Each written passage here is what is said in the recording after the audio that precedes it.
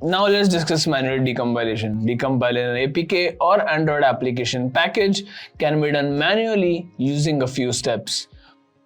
Please be aware that decompiling an APK without permission from its creator or in violation of their license agreement could be illegal.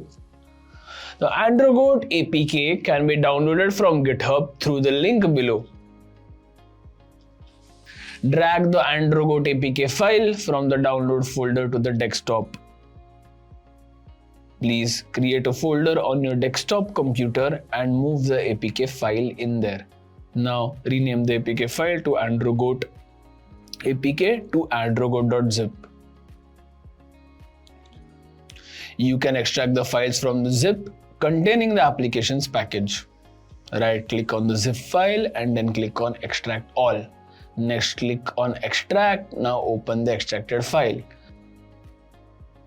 The folder contains some of the application source code and folders. You can also read the manifest file inside the meta folder.